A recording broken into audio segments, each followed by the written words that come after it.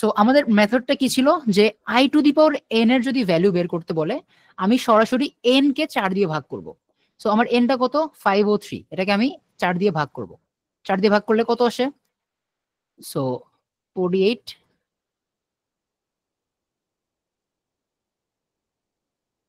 3, right? আমার reminder যদি 3 থাকে, মানে ভাগশেষ যদি 3 থাকে, তাহলে আমি কি বলছিলাম এখানে, আমার রিমাইন্ডার যদি 3 থাকে, তাহলে আমার অ্যান্সার কত হবে? Minus I. তাহলে মাইনাস আই কত নম্বর অপশন? মাইনাস আই হচ্ছে 2 নম্বর অপশন। আচ্ছা, তাহলে বেশ কয়েকজন অ্যান্সার করলা, 4-5 জন অ্যান্সার করছে। সো বোঝা যাচ্ছে যে মানে বুঝতে পারছো হোপফুলি।